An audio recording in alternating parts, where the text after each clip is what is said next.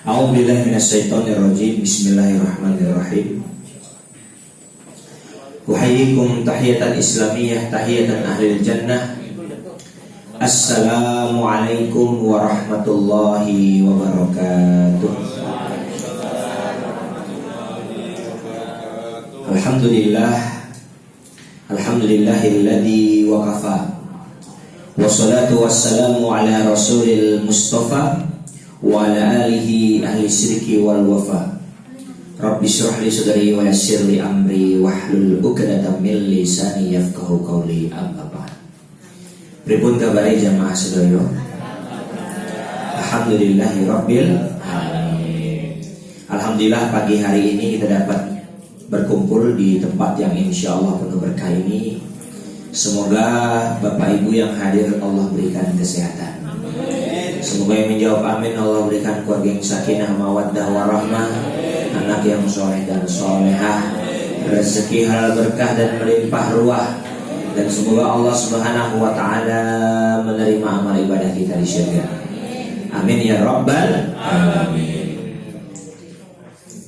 Alhamdulillah amunisinya sudah datang ini ya. Bapak Ibu sekalian, masih dalam suasana Syawal.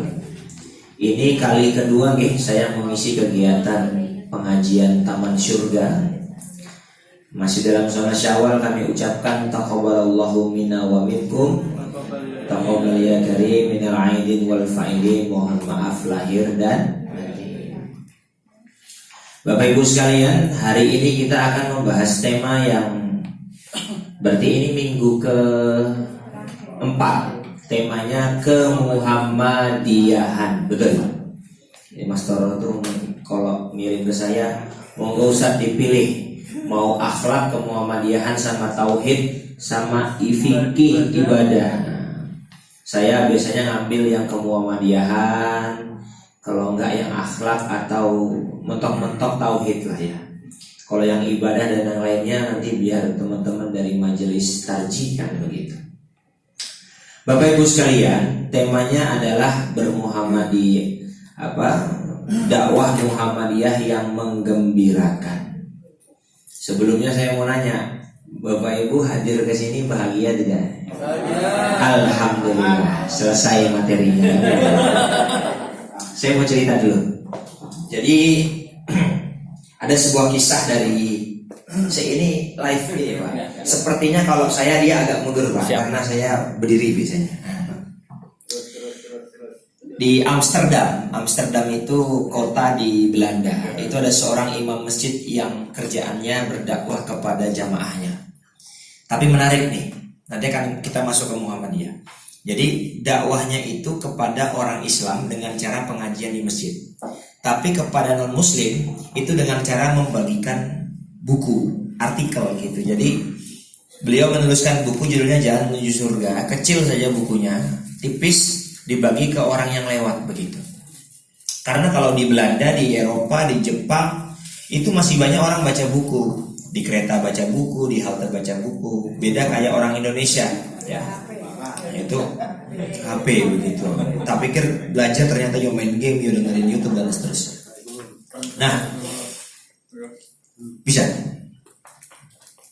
Bapak Ibu sekalian, jadi beliau menuliskan buku judulnya Jalan Menuju Surga.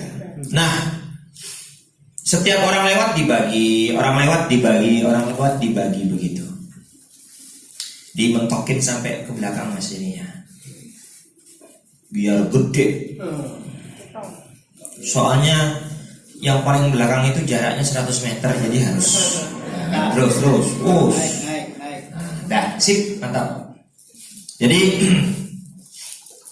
kok jadi miring. Nah, di jalan menuju surga. Saya mau ke sana tapi nanti ini ya Bu, jadi sipnya nggak apa-apa ya. Nah, Bapak Ibu sekalian, setiap lewat bagi gitu. Nah, singkat cerita bapaknya ini, yang imam masjid ini sakit. Maka anaknya yang kecil, yang mungkin kelas 2 SD atau kelas 1 SD gitu, masih kecil tuh kan suka diajak. Bilang, Pak ayo Pak kita bagi-bagi buku. Aduh Bapak nggak enak nggak Bu. Kita libur aja hari ini. Enggak Pak, aku mau bagi-bagi. Ya udah, akhirnya anak ini berangkat sendiri. Tiap orang lewat dikasih, orang lewat dikasih. Singkat cerita, bukunya tinggal satu. Nah, ketika bukunya tinggal satu, ya namanya juga anak kecil ya. Ini tuh ada insting, ada kemauan anak ini, pokoknya buku ini harus dikasih sama orang yang tinggal di rumah dekat dia berdiri itu. Maka dia pencetlah bel, ting tong, gitu. Gak ada yang buka. Ting tong, gak ada yang buka. Kalau akhlak dalam bertamu itu ngetok pintu, salam berapa kali? Tapi namanya bocah ya 5 tinggal sampai 10 kali, sampai kesel pokoknya Pak. Udah capek, nggak ada yang buka, baru dia pergi. Ketika dia mau pergi, tiba-tiba pintu terbuka. Ada seorang nenek sudah sepuh. Namanya nenek ya masih sepuh kan begitu. Apa kata anak ini? Nenek orang baik, Allah sayang nenek. Ini ada buku hadiah buat nenek. Pergi anaknya. Beberapa hari kemudian di masjid itu sedang pengajian gitu ya. Tiba-tiba ada seorang nenek masuk. Nenek itu masuk terus teriak, "Di mana malaikat kecil itu? Di mana malaikat yang telah menyelamatkan nyawaku?" Teriak lagi dia. "Di mana malaikat kecil itu? Di mana malaikat yang telah menyelamatkan nyawaku?" Kan bingung lagi pengajian, tiba-tiba ada yang masuk teko gitu kan. Di mana gitu. Tapi nenek itu sambil mencari. Terus dia melihat ada anak kecil itu dipeluk sama dia. Ketika meluk nangis gitu neneknya. Setelah ditenangkan sama bapaknya, ditanya, "Nek, ada apa?" Baru dia cerita, "Saya ini hidup sebatang kara." Bapak Ibu mohon maaf ya, di luar negeri sana itu, mohon maaf, budaya anak kerja nikah itu habis itu sampai meninggal gak ketemu orang tua itu biasa. Di Jepang itu banyak apartemen murah. Kenapa? Karena bekas orang bunuh diri. Kenapa? Karena ya itu sebatang kara seperti itu. Biasanya murah-murah itu orang Jepang nggak mau beli. Nah, yang nyewa di situ biasanya orang Indonesia. Kenapa? Murah. Orang Indonesia kan nggak takut hantu. Loh di Indonesia tuh hantu malah ditonton, betul nggak? Film yang paling laris di Indonesia itu film horor. Lucu emang. Tapi saya senang nih ada film animasi yang lagi rame nih, Jumbo. Nah itu bagus ya lihat filmnya itu. Belum lihat sih, tapi saya lihat trailernya bagus. Nah, Bapak Ibu sekalian, dia itu sudah sebatang kara, sudah nawa itu bunuh diri. Jadi dia sudah naik apa? Kursi, udah bunyi, ting tong bunyi. Paling orang lempar koran atau apa gitu. Ting tong loh kok masih bunyi. Paling ntar lagi pergi dia. Ting tong loh kok mencet terus. Sampai 10 kali kan begitu. Akhirnya dia keluar. Ketika dia buka, dia melihat senyuman anak itu. Langsung hatinya itu sadar. Ini agak panjang tapi gak apa-apa. Dalam hadis kata Rasulullah, "Tabassamuka fi wajhi akhika shadaqah." Senyummu kepada saudaramu itu sedekah. Itu hadis sahih Bapak Ibu. Nah, tapi yo jangan ada kotak amal disenyumin kan begitu. Ya itu joknya. Tapi semua hadis, semua amalan dalam Islam yang bersumber dari Quran dan hadis itu tidak bisa kita kecilkan nilainya. Penting itu.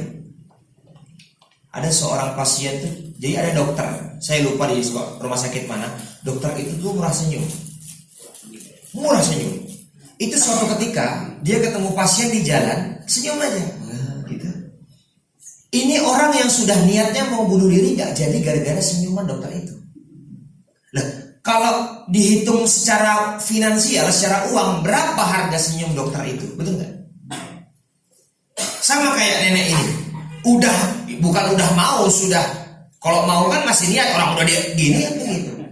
Dia buka pintu, ada anak yang tersenyum sama dia. Dan dia merasa ada orang yang care sama dia. Kemudian, dia tersentuh dengan itu dan dia buka buku itu. Dan dari situ dia sadar. Dan dia ingin ketemu sama anak ini tapi bingung. Maka dia lihat alamat di buku itu, alamatnya menuju masjid. Maka dia datang ke situ. Dan di situ nenek itu mengucapkan 2 kalimat syahadat. Bayangkan anak kecil belum balik sudah berhasil menjadi wasilah ya, bukan mengislamkan, menjadi wasilah orang mendapatkan hidayah. Nanti akan saya jelaskan juga di sini. Kita bukan mengislamkan, tapi kita menjadi wasilah. Nah, itulah jalan dakwah. Dan Bapak Ibu yang hadir pada hari ini sudah benar duduk di sini. Kenapa? Karena jalan dakwah itu adalah jalan hidup terbaik. Kok begitu Ustadz? Karena manusia yang paling baik di muka bumi ini adalah para nabi dan rasul. Betul nggak? Ada yang merasa lebih baik daripada nabi dan rasul? Nggak ada ya. Siapapun itu orangnya, betul. Bahkan ulama sama nabi mana yang lebih tinggi kedudukannya? Nabi, jelas itu. Ya, rasul paling tinggi kan begitu. Karena tidak semua nabi rasul. Yang paling tinggi lagi apa? Ulil azmi. Rasul yang punya kesabaran yang sangat luar biasa. Oh itu bagus kalau dibahas itu, ulil azmi. Nanti kita bahas ada 5 satu persatu. Wah itu luar biasa. Saya punya kajian baru mulai pasca Idul Fitri ini. Itu kajian sejarah Islam di Masjid Suja setiap Senin sore. Tapi saya minta ke DKM. Ya karena saya DKM-nya ya, itu 2 minggu sekali, tidak setiap minggu. Nanti ketarjihan sejarah begitu. Setiap Senin sore, nanti insya Allah saya siapkan, bukan saya siapkan sih, masjid menyiapkan madang. Di Suja itu Pak, seminggu pengajiannya 5 kali, 5-5-nya madang, Mas. Jadi sejahtera gitu. Ya, Mas Tara ya. Ya, Mas Tara ini kan berkemajuan ya karena ngaji. Mengaji itu madang. Nah, itu menggembirakan itu sajanya itu madang. Kan? Ini testimoni ustadz ya. Jadi jenengan dimanapun pengajiannya, sesi konsumsi itu pasti orang Indonesia. Serius. Nanti kalau bagian dekorasi apa orang luar negeri nggak apa-apa. Tapi kalau bagian konsumsi orang Indonesia. Karena ya itu menggembirakan itu. Coba dimatiin kayaknya. Ya udah. Biasanya terlalu dekat makanya ngomong. Nah, apa itu dakwah? Dakwah itu diambil dari kata da'a yad'u yang artinya mengajak. Jadi setiap kita yang punya lisan bisa mengatakan satu kata yuk, ikuti saya 1 2 3, yuk. Maka kita adalah seorang dai. Serius. Dan Bapak Ibu mohon maaf nih. Kira-kira yang sedang duduk acara ini ya, ada berapa orang ini? Ada sekitar 1.500 orang di sini ya. Kira-kira yang berdakwah siapa di sini? Saya. Siapa bilang? Mohon maaf ya, Ustadz itu bisa jadi orang yang paling gak punya pahala di sebuah pengajian. Kenapa? Dia yang ngomong sejam, semakin panjang omongannya, semakin banyak kesalahannya. Betul gak? Apalagi dia yang tampak, dia yang mampang di poster, bisa jadi dia gak ikhlas. Betul gak?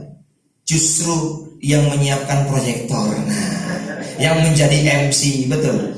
Jenengan yang rawuh, yang ngajak temennya, yang nge-share poster di grup-grupnya itu yang disebut dengan dakwah. Jadi dakwah jangan diarti sempitkan ustadz yang berbicara, enggak. Ya, bagaimana yang nyiapkan teh, yang nyiapkan lo mana nih snack? Oh, udah habis ternyata ya, dan seterusnya. Itu juga bagian dari dakwah. Dan mohon maaf, bisa jadi tingkat keikhlasannya lebih tinggi daripada ustadznya.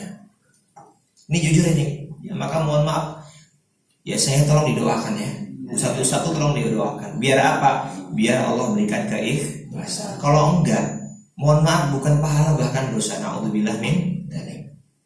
Jadi itu ya dakwah. Dalilnya ini ud'u ila sabili rabbika bil hikmah wal mau'izatil hasanah wajadilhum billati hiya ahsan. Saya punya pengalaman jadi gini, materi dakwah ini materi yang saya kumpulkan setelah mendengarkan pengajiannya almarhum Buya Yunahar Ilyas begitu. Jadi saya setiap mengisi materi ini saya ingat beliau begitu. Saya masih ingat sekali. Agak dramatis ceritanya. Jadi ada tabligh akbar di Masjid Syuhada. Yang isi itu Prof Amin Rais sama Sopoyo, Rektor UIN Jogja. Saya lupa namanya. Kayaknya dulu pernah jadi ketua yang ideologi Pancasila itu loh. Ya, Yudian Wahyudi. Nah itu dilalah Prof Amin itu berhalangan, ya sakit atau apa begitu, yang menggantikan Prof Yunahar Ilyas. Nah tahu diganti itu Prof siapa? Yudi itu nggak mau datang gitu. karena maunya sesama orang alumni Amerika dan seterusnya begitulah. Nah jadi ya sudah kan, tapi saya mendengarkan gitu, saya tulis gitu. Jadi saya tuh setiap ikut pengajian, saya catat apa yang disampaikan ustadznya, saya bikin PowerPoint. Nah, jadi materi kan begitu. Nah, Bapak Ibu, pertama adalah ikhlas. Kemarin sudah kita bahas di pertemuan sebelumnya di materi kami menyampaikan spirit al-maun dalam bermuhammadiyah. Jadi ikhlas itu hanya berharap ridho Allah. Dan jenengan pernah kecewa nggak jamaah? Pernah sakit hati? Kasihan deh lu ya. Itu penyebabnya cuma satu. Kenapa? Berharap kepada selain Allah. Nah, ikhlas itu ibarat, nah ini harus saya contohkan ini ya, gula di saat kita minum teh atau minum kopi. Yang bikin teh dan kopi manis itu namanya gula. Ya, betul ya? Ketika tehnya diminum,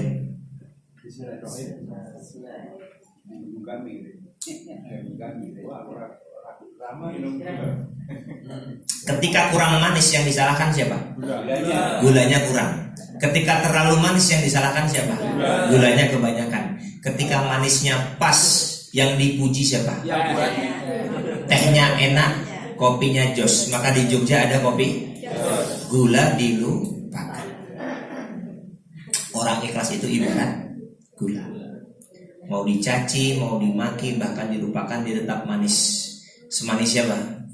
Iya, semanis kamu. Maksudnya ibu-ibu ya, bukan bapak-bapak jenggotan komisan, bukan ibu-ibu.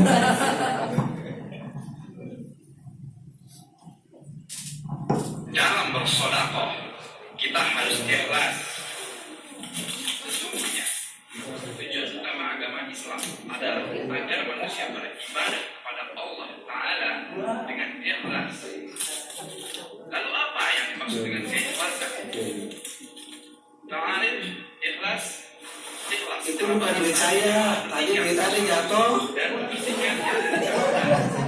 Kecewa nggak? Kecewa nggak? Kira-kira bulan depannya ingat nggak dia? Tahun depannya masih ingat nggak dia? Kenapa tidak ikhlas? Maka mohon maaf, dakwah itu kalau nggak ikhlas selesai, betul nggak? Kecewa, sakit hati. Ingat nanti. Ya kan? Aku sudah mempersiapkan ini semua. Ternyata hanya karena hujan jamaahnya nggak mangkat, guys. Loh, kita itu sudah mempersiapkan semuanya. Allah tahu nggak? Dapat pahala nggak? Selesai. Lihat dengan nih. Misal pagi ini berangkat ke sini saya nggak datang, kecewa nggak? Kecewa tapi berarti pengajian karena saya itu. Lihat jenengan dari rumah ke sini itu dapat pahala nggak? Allah tahu nggak? Selesai. Betul nggak? Ini penting, ini kita harus bawain. Kenapa? Kalau berharap kepada selain Allah cuma satu ya, hasilnya apa itu? Kecewa. Nah, kenapa kita membahas dakwah? Karena gerakan Muhammadiyah itu ada 3. Wah, ini yang pertama apa? Gerakan Islam. Gerakan Islam. Yang kedua, gerakan dakwah. Yang ketiga, gerakan tajdid. Nah ini, ya ini gerakan Muhammadiyah. Ini harus hatam lah ya. Ini penting ini. Saya nggak tahu Mas Toro sering ini nggak? Sering tabrakan nggak materi ustadz-ustadznya itu? Enggak ya. Kalau tabrakan dibuatkan aja temanya gitu, biar nggak diulang-ulangi terus. Tapi nggak apa-apa sih, namanya ilmu tuh memang harus diulang, biar lebih matang kan begitu. Nah, Muhammadiyah sebagai gerakan dakwah adalah gerakan dakwah yang amal ma'ruf nahi wa takum minkum ummatu yad'una ilal khair wa ya'muruna bil ma'ruf wa yanhauna 'anil munkar wa ulaika humul muflihun.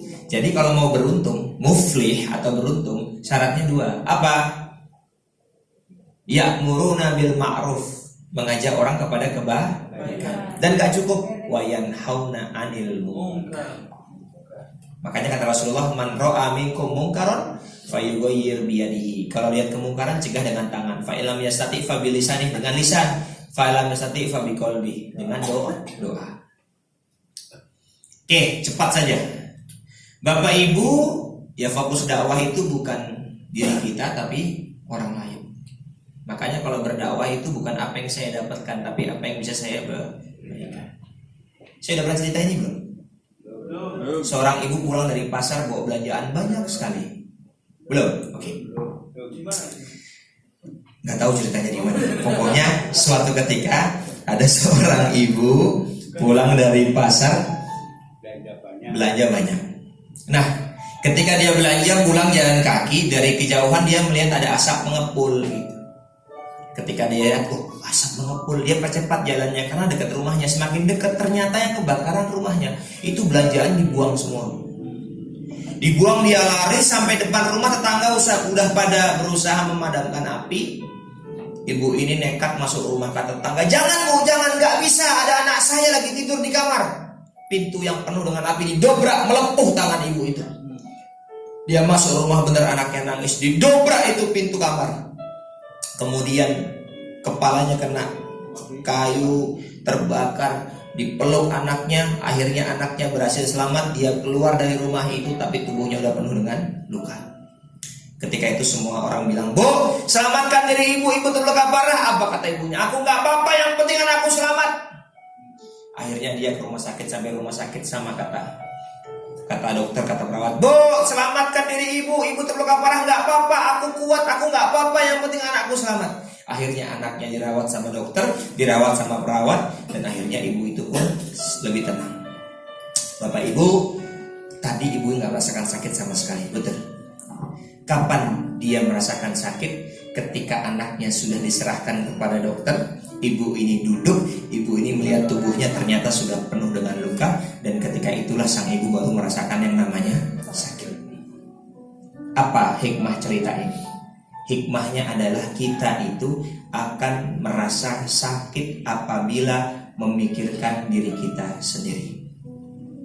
Tapi kita akan Allah berikan kekuatan di saat kita memikirkan orang lain.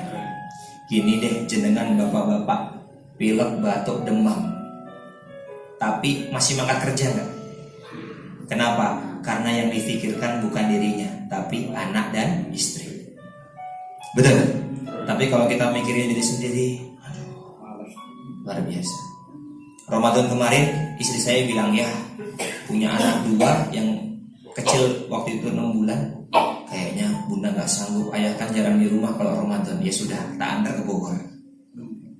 Jadi sebulan saya jomblo, Bapak Ibu. Itu ya Allah, sakit dikit rasanya, aduh kok sakit ya, kok gak enak ya gitu. Kenapa? Karena yang saya pikirkan diri sendiri. Tapi coba, lagi demam, lagi batuk, lagi lemes, anak nangis suruh digendong, dan seterusnya. Sendiri siap-siap kita akan merasakan sakit. Dan ketika kita fokus kepada orang lain, Allah akan memberikan kekuatan. Itulah fokus dalam dakwah, bukan diri kita tapi orang lain. Oke. Tak kasih instrumen biar kayak seminar-seminar motivasi.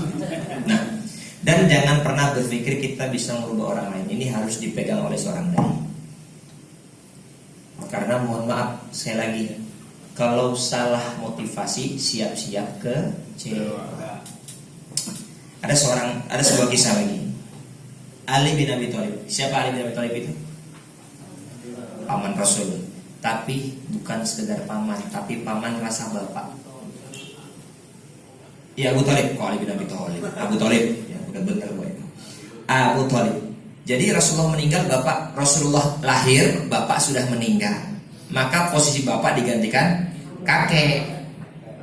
6 tahun ibu meninggal, yatim piatu. 8 tahun kakek meninggal. Posisi bapak digantikan oleh paman Abu Thalib. Apa kisahnya? Di akhir hidup Abu Thalib, Rasulullah itu menuntun pamannya mengucapkan 2 kalimat syahadat. Dan akhirnya paman Rasulullah alias bapak Rasulullah ini itu meninggal dalam keadaan belum pernah mengucapkan 2 kalimat syahadat. Maka Rasulullah sedih yang amat sangat. Bahkan saking sedihnya Rasulullah, tahun itu disebut dengan Amul Huzni, tahun kesedihan Rasul. Bapak Ibu ketika itu ya gimana gak sedih, Rasulullah tuh bisa memberikan hidayah kepada banyak orang, banyak manusia, tapi orang yang paling beliau cintai, bapaknya, pamannya tidak bisa. Maka Allah turunkan surat Al-Qasas 56. Nah, ini penting Bapak Ibu. Kita baca, innaka la tahdi man ahbabta. Sesungguhnya engkau tidak bisa memberikan hidayah kepada orang yang engkau cintai sekalipun. Walakin Allah yahdi man yasha. Tapi Allah memberikan hidayah kepada orang yang Allah kehendaki. Wa huwa a'lamu bil muhtadin, dan Allah lebih tahu orang yang mendapatkan hidayah. Biasanya orang tua ini, Ustaz, 9 bulan aku kandung, 2 tahun aku susui, dari kecil sampai besar aku dampingi. Lah kok ketika dewasa kok dia durhaka, misalnya begitu ya. Aku kecewa kan begitu misalnya ya. Sederhana, kita siapa? Rasulullah saja, mohon maaf, ditegur oleh Allah dalam ayat ini. Sesungguhnya engkau tidak bisa memberikan hidayah kepada orang yang kau cintai sekalipun. Tapi hidayah itu dari Allah. Berarti, nah ini penting, ini pondasi dalam berdakwah. Berarti hidayah bukan dari kita, tapi dari Allah. Syukur-syukur kita menjadi wasilah atau perantara. Jadi dengan nasihatin anak, anaknya nurut, pinter, soleh, sukses, jangan bangga. Loh, di luar sana ada orang yang lebih alim daripada kita, tapi anaknya nakal, betul nggak? Kan banyak anak kiai itu nakalnya luar biasa, betul nggak? Malahan kalau nggak nakal itu, kan biasanya kan anak kiai nakal, misalnya gitu. Mohon maaf anak pimpinan gontor itu Kiai Sukri itu anaknya tuh sampai dipindahkan ke pondok cabang. Kenapa? Nakal. Yang mindahin siapa? Bapaknya sendiri kan begitu. Tapi ternyata hidayahnya itu terdatang ketika dia sudah dewasa, ketika dia baru sadar kan begitu. Nah, Bapak Ibu, siapapun kita nggak bisa merubah orang. Ya awalnya saya waktu awal-awal berdakwah juga sebelum tahu ayat ini kok ini dinasihatin nggak denger, dinasihatin kok cuek, kok gitu. Tapi setelah tahu ayat ini nothing tulus. Dia berubah alhamdulillah, dia nggak berubah ya yarhamukallah kan begitu aja. Santai dong, enak, nothing tulus. Kenapa? Kalau nggak siap-siap kecewa. Nih, ayat ini kita pegang biar tidak dua. Satu, biar tidak sombong ketika berhasil. Yang kedua, biar tidak putus asa dan kecewa ketika gagal. Karena kita tahu hidayah dari Allah, bukan dari kita. Kalau kita berhasil berarti kita hanya sebagai wasilah. Kalau nggak berhasil memang kita masih disuruh berdakwah. Terutama untuk anak-anak dan keluarga kita. Ya Bu ya. Gak gampang kan menasihati anak. Oh iya, soalnya hadiahnya surga, betul nggak? Kalau yang enteng-enteng piring cantik, payung cantik, gelas cantik kan begitu. Sabun, ini minyak goreng kan. Semenjak minyak langka itu kan door prize utama minyak goreng kan? Nah ini yang tadi saya ceritakan, yang kami nukil dari penjelasan almarhum Prof. Hari Ilyas. Dakwah Muhammadiyah itu menggembirakan. Ada 2 metode. Yang pertama apa? Hikmah. Yang kedua wal mau'izatil hasanah. Ini dari almarhum Prof. Yun. Hikmah itu adalah segala sesuatu yang bersumber dari Quran dan hadis. Ini metode yang digunakan Muhammadiyah ya Bapak Ibu. Sumbernya Quran dan hadis. Otak kita itu memilah-milih mana dalil yang cocok gitu. Jadi jangan sampai jenengan ngajak orang yuk membayar zakat, dalilnya ya ayyuhalladzina amanu kutiba alaikumusiyam. Enggak masuk ini, betul enggak? Nyuruh orang zakat kok dalilnya puasa. Enggak cocok, betul. Jadi gimana? Maka otak kita memilah-milih mana dalil yang sesuai. Nah ini yang kedua, mau'izatil hasanah. Mau'izah hasanah itu nasihat yang baik, sebagaimana pesan Rasulullah kepada Fuad bin Jabal dengan para sahabat di saat ditugaskan berdakwah ke Yaman. Basyiru wa la tunaffiru, kata Rasulullah. Buatlah.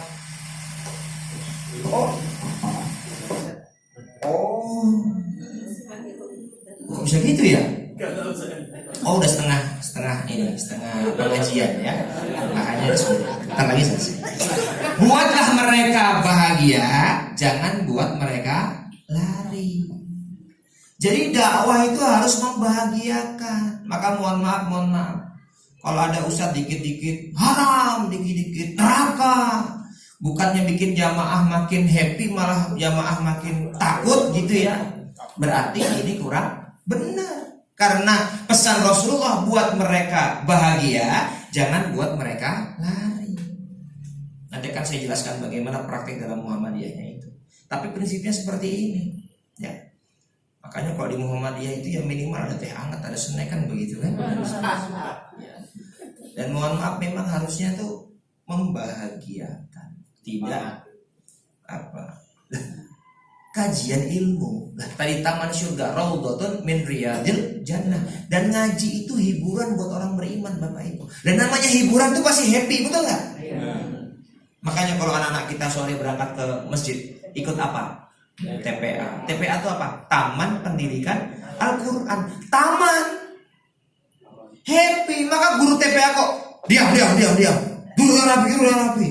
Itu bukan taman. Taman tuh yo happy. Tangan ke atas, tangan ke samping, tangan ke depan, duduk yang rapi, lupa dinding josan. Ini mohon maaf Pak, saya tuh sebelum kuliah di UMY setahun ngajar PAUD. Murid saya 50 plus ibu-ibunya, jadi hampir 100. Yang paling kecil 2 tahun Bapak Ibu. Setahun itu seperti itu. Dan ketika kuliah di UMY setiap sore saya ngajar TPA. Begitu. Dah gitu aja ceritanya ya. Nah, maka coba kita lihat. Enggak di Jogja saja, di kampus-kampus Muhammadiyah, sekolah Muhammadiyah banyak orang-orang yang non muslim dan mereka happy kuliah di. Apalagi kalau kita ke kampus Muhammadiyah di timur sana tuh, Sang Surya itu orang Kristen semua tuh. Muhammadiyah gerakanku, Al-Islam agamaku. Piye tuh? Ini saya pernah ngajar AIK di UMY itu. Ngajar presentasi. Ada satu mahasiswa nggak pakai kerudung di UMY itu. Dia presentasi. Masya Allah, satu kelompok itu isinya 7 orang. Mempresentasikan kemuhammadiyahan yang paling mantap pemaparannya. Ketika tanya jawab yang paling mantap jawabannya itu nggak pakai kerudung. Tak tanya, Mbak, mohon maaf agamanya apa? Saya Kristen Pak. Kok jenengan pinter banget? Iya, keluarga saudara saya ada yang Muhammadiyah, maka saya itu gitu. Oke. Orang Islamnya malah wow,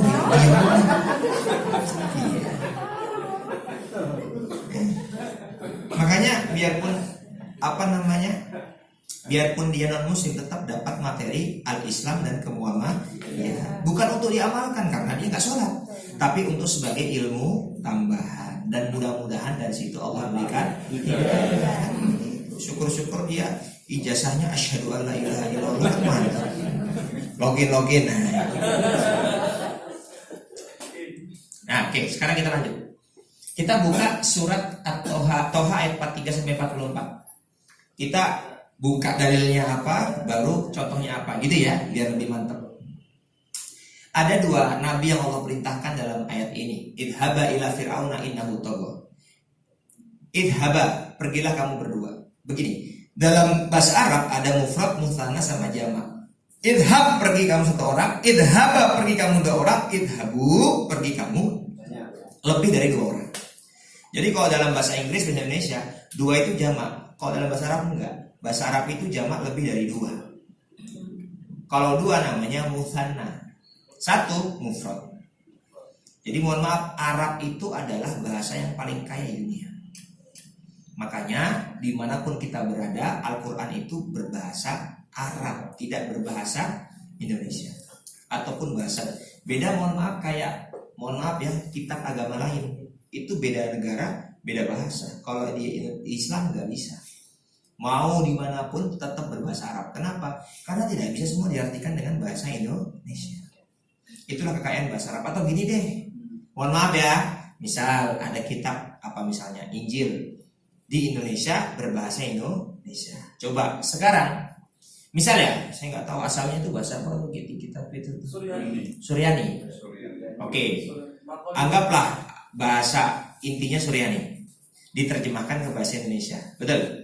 Sekarang pertanyaan saya, misal kitab yang bahasa Indonesia ini diterjemahkan ke bahasa Inggris, berubah nggak artinya?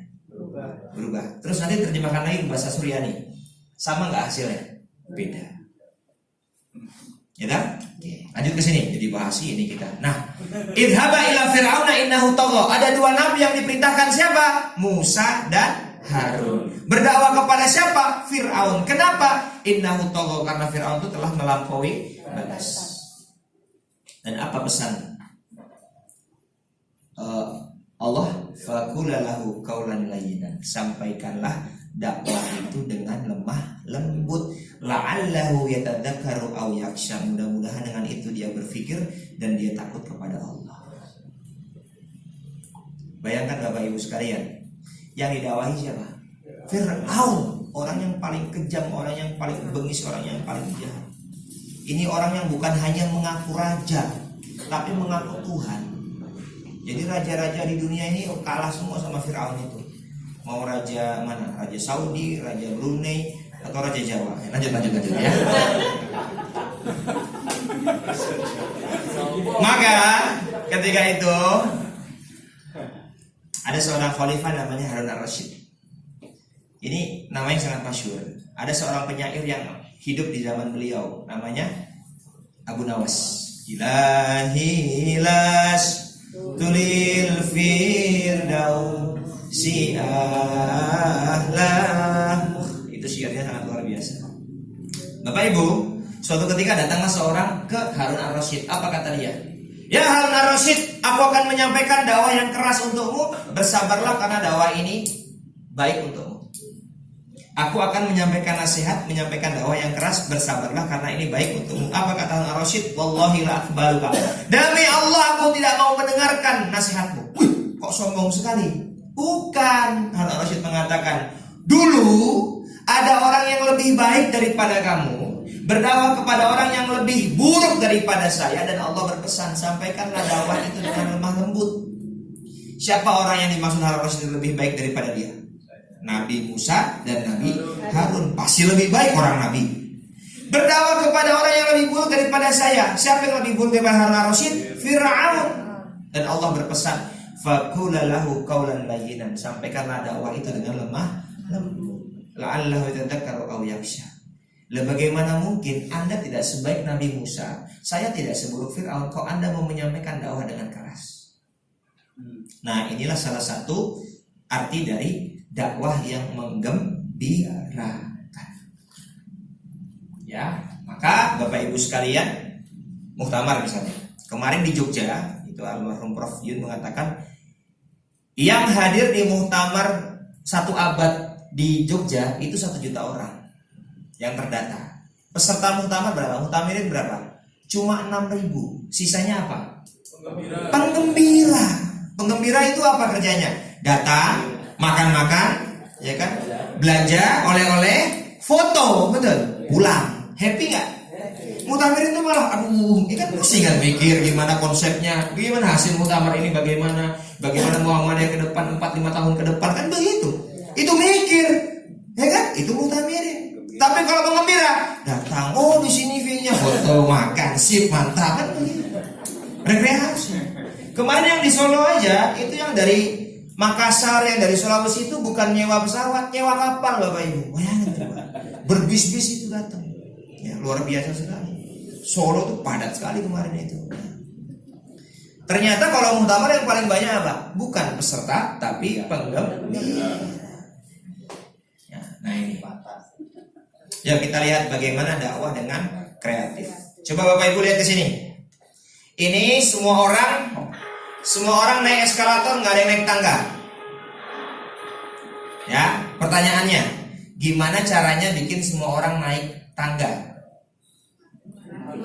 Nah ini namanya menyelesaikan masalah dengan masalah baru. Eskalator tuh ya biar hidup. Misal ada yang sepuh nggak kuat naik tangga, pakai eskalator. Ada yang sakit, pakai eskalator. Nggak enak badan, pakai eskalator. Jangan dimatikan. Itu namanya menyelesaikan masalah dengan masalah baru. Masa kalah sama penggadaian, kan begitu. Perhatikan bagaimana orang-orang kreatif ini mengubah kondisi.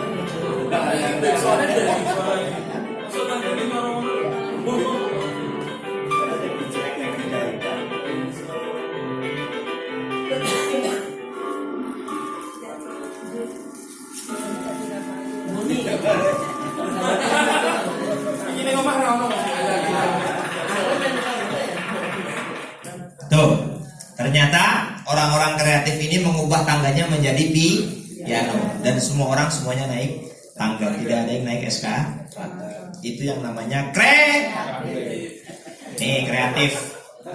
Ini namanya pisang goreng, dijual pinggir jalan, kena asap, kena debu. Paling mahal harganya 2.000. Jenengan mau beli pisang goreng 1 biji 5.000 mau? Gak mau, 2.000 ya udah paling mahal. Terbuat dari pisang, namanya pisang goreng. Terbuat dari pisang. Yang kedua, namanya lapis legit. Dijual dalam toko, tokonya bersih, pakai AC, dikemas dengan bagus, gak kena debu, gak kena asap. Namanya lapis legit, paling mahal sampai 500.000. Terbuat dari pisang. Jadi sama-sama pisang, harganya beda. Yang membedakan apa? Kreativitasnya. Alah, sepatu olahraga berapa Pak kalau beli Pak? 200 sudah oke kan? Coba dikasih centang, jadi 2 juta.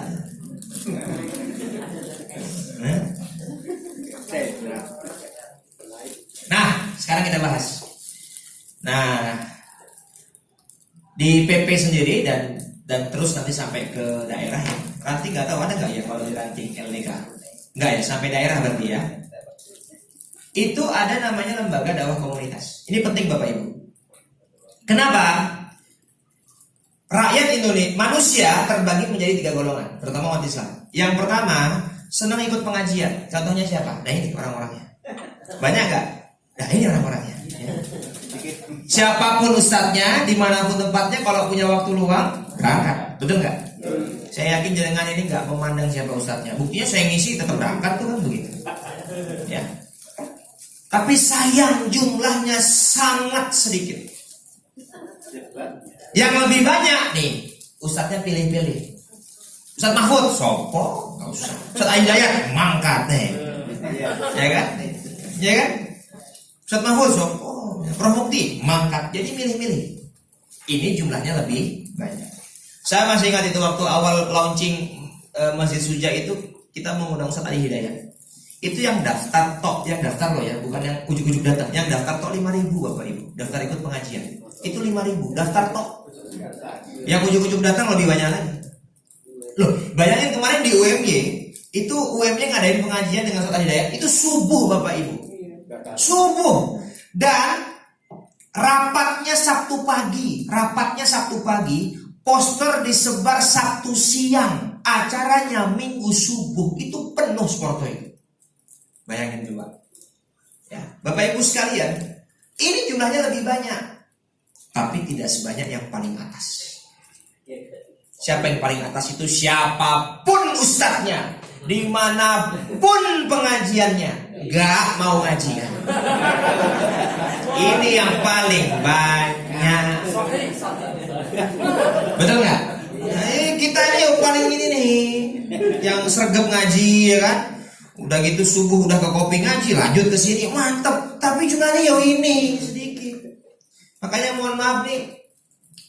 Ya mohon maaf, dai itu sebenarnya tidak perlu membanggakan diri karena apa yang dinasehati itu orang-orang baik, bahkan bisa jadi, bukan bisa jadi, pasti bisa jadi yang lebih soleh daripada kita itu yang kita nasihatin, betul nggak? Tapi, nah ini, yang ini loh, ini tuh perlu kita sentuh gimana caranya. Makanya salah satunya Muhammadiyah mendirikan lembaga dakwah komunitas. Karena orang-orang ini nggak bisa kita suruh ke masjid, nggak bisa. Kita harus masuk ke komunitas mereka, baru bisa kita dakwahi. Maka ada berbagai macam ubur-ubur ikan lele. Muhammadiyah punya geng motor le. Namanya apa? Bikermu. Ini salah satu wakil Bikermu pusat ini teman saya di Unires ini, Labib nih. Saya bilang, kok kamu jadi penggerak ini kamu? Iya, biker. Kalau di Jogja itu ketuanya kalau nggak saya Ustadz Ananto Iswara itu ininya apa? LDK dan seterusnya. Ya bikermu itu dia juga pengurusnya. Ya, nah goesmu wes pokoknya. Udah ada mancingmu belum ini? Harus mancing. Gak usah bikin komunitas itu ya. Jadi mohon maaf ya Bapak Ibu, untuk masuk ke yang paling atas itu nggak bisa kita ajak ke masjid. Kita harus masuk ke mereka, kita harus ngikutin mereka, baru kita dakwah di situ. Dakwahnya ya bukan di masjid, bukan di aula, dakwahnya di mana? Di pinggir pantai, ya nggak? Dakwahnya emang di pinggir jalan, habis nyetir capek, istirahat leyeh-leyeh, kaki diluruskan, kita isi di situ, ya nggak? Jadi begitu. Nah, misalnya ada goesmu nanti titik transitnya itu di masjid, dibuat pas zuhur. Yang nggak sholat gara-gara berhentinya di masjid, ya mau nggak mau sholat. Yang lebih mantep lagi, takmirnya nanya, Pak ayo sholat. Aduh saya belum mandi besar. Sudah kami siapkan ini handuknya, ini sabunnya, ini sampunya buat jenengan monggo. Iya. Pak ayo. Aduh saya nggak bawa sarung. Ini ada sarung baru hadiah dari masjid buat jenengan. Mantap. Saya awal-awal dengar materi ini, itu emang ada orang nggak sholat alasannya belum mandi besar. Bener Pak. Adik kandung saya kecelakaan ke PKU kota. Jadi intinya kalau sebenarnya sih ditabrak dari belakang sama ibu-ibu sama anaknya, tapi karena dia bawa anak kecil dan luka, adik saya nggak apa-apa, jadi ya sudah kami bantu begitu. Itu bapaknya ngebut naik motor ke sana, sampai sana tuh ngobrol sama saya. Mas, apa ini teguran dari Allah ya? Pripun Pak? Saya itu udah lama nggak sholat. Oh gitu Pak. Allahu Akbar, azan maghrib. Ayo Pak sholat maghrib dulu. Aduh saya belum mandi besar. Saya awalnya juga nggak percaya kok ada alasan begitu. Nah itu Bapak Ibu, ini mohon maaf ya, sama takmir Masjid Jogokaryan itu didata. Jogokaryan itu Masjid Muhammadiyah loh ya. Wakafnya itu wakaf Muhammadiyah. Makanya Ustaz Jazir itu ketua ranting Muhammadiyah Jogokaryan. Itu didata apa aja alasan-alasan jamaah yang nggak mau sholat itu. Ada yang karena nggak bawa sarung, ada yang karena nggak mandi besar. Itu disiapkan, udah disiapkan handuknya baru, sabunnya baru, dikasih. Oh ini hadiah dari masjid buat jenengan. Lebih sudah dikasih handuk, sudah dikasih sabun, masa nggak mandi ya tau? Masa nggak sholat kan begitu. Nah ini penting. Ini yang namanya dakwah menggembirakan. Salah satu ikhtiarnya adalah dengan lembaga dakwah komunitas. Makanya kalau ada milad Muhammadiyah, PDM, PCM, pasti acaranya nggak pengajian tok, betul?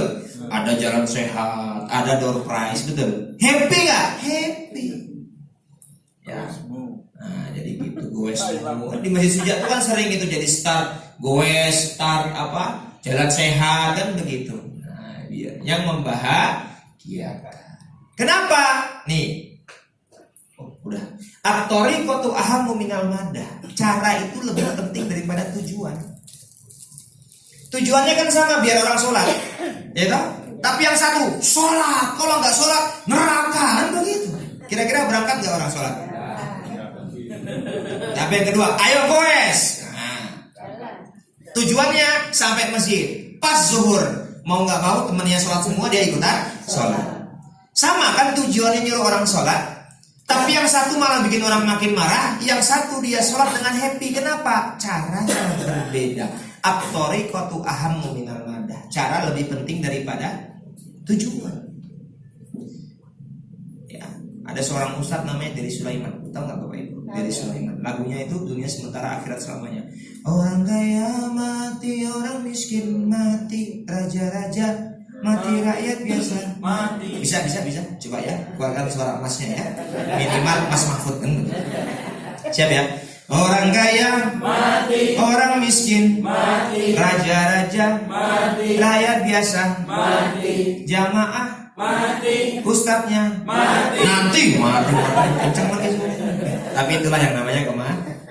Nah, Bapak Ibu, beliau ini orang metal, musiknya rock, rambutnya panjang, kerjaannya mabuk. Ketemu ustadz, nanya, ustadz boleh nggak dengerin musik metal? Nah, kalau jenengan ustadz-ustadzahnya ditanya begitu, jawabannya apa? Oh boleh. Jujur Pak. Perhatikan jawaban ustadznya. Musik boleh metal, tapi sholat jangan tinggal. Atau ya, musik boleh metal, tapi sholat jangan tinggal. Akhirnya semenjak itu dia mulai sholat. Lama kelamaan karena sholatnya dia meninggalkan musik metalnya. Coba, nggak boleh, haram, neraka. Taubat nggak itu kira-kira? Tambah makin wah begitu. Jelas ya Bapak Ibu? Ini namanya at-thariqatu ahammu minal madah. Cara kita berdakwah itu lebih penting daripada tujuan. Makanya kalau di Suja, ini karena saya DKM sana, jadi saya ceritanya itu aja, saya tahunya itu kan begitu. Itu kami punya kajian khusus anak muda, namanya Sat Night. Bukan pengajian Ahad pagi, bukan pengajian Senin sore, bukan Sat Night. Oh ya malam ini ya, malam ini. Saturday night. Iya Bayu. Yang ngisi malam ini Buya Bayu. Nah, orang Kulon Progo itu dia luar biasa itu apa dakwahnya buat anak-anak muda beliau itu. Tampilnya itu kaos, nanti bajunya ya bukan anak muda lah gitu. Saya izin deh kalau pakai baju-baju kayak gitu tuh. Saya lebih nyaman kayak gini ya, begitu. Saturday night begitu. Jadi namanya bukan pengajian, itu pengajian malam minggu. Wes nggak mangkat itu, tapi Saturday night. Mau kemana? Saturday. Udah kalahnya alun-alun kalah itu. Malam apa? Pasar malam kalah Saturday night. Gitu dan seterusnya. Jadi kita buat senyaman mungkin, se-enjoy mungkin ya. Nah, tapi ruhul mudaris ahamu minat thariqah. Tapi spirit seorang dai lebih penting daripada cara. Dan dai-nya atau kita yang berdakwah itu lebih penting daripada metode. Tapi spirit semangat dalam berdakwah itu jauh lebih penting daripada semuanya. Jadi dakwah akan berjalan kalau tidak ada semangat.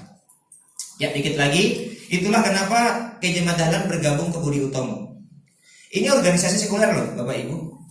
Tapi KJ Dahlan itu mengajarkan agama kepada para anggota Budi Utomo. Memberikan pelajaran di sekolah. Jadi prinsipnya itu daripada menyalahkan kegelapan, lebih baik menyalahkan cahaya walaupun sekedar lilin. Budi Utomo itu isinya orang terpelajar, tapi kurang agamis, betul. Maka KJ Dahlan masuk ke situ menyebarkan agama, biar pinter-pinter ini juga agamis, gitu loh. Kita ini kan sering menyalahkan, wah ini gara-gara ini, banyak yang maksiat gara-gara tempat-tempat, mohon maaf, tempat-tempat hiburan, tempat-tempat maksiat begitu. Ya kita jangan hanya menyalahkan dong. Kita lawan dengan gerakan-gerakan yang luar biasa. Kajian pemuda, siapkan makanan begitu. Nonton timnas bersama di masjid, azan, sholat, doakan timnas, lanjut lagi kan begitu. Jangan hanya menyalahkan, tapi memberikan solusi. Itulah dakwah dalam bermuhammadiyah. Dan sebagai penutup, kalau ditanya Ustadz kapan kita harus berhenti dalam berdakwah, jawabannya ini: jangan pernah berhenti sebelum Allah yang menghentikan kita. Kapan itu Ustadz? Ketika nama kita diucapkan, diumumkan di masjid terdekat rumah kita. Innalillahi wa inna ilaihi rajiun. Karena tempat istirahat bagi orang beriman cuma satu, di mana? di surga. Coba pegang pipinya masing-masing, tepuk 3 kali. Pelan-pelan aja. Sekali lagi. Udah masuk surga belum? Berarti ini bukan tempat istirahat. Dunia adalah tempat berjuang sampai pada akhirnya Allah lah yang menghentikan perjuangan kita. Itu saja apa yang dapat kami sampaikan. Kurang lebihnya mohon maaf. Assalamualaikum warahmatullahi wabarakatuh.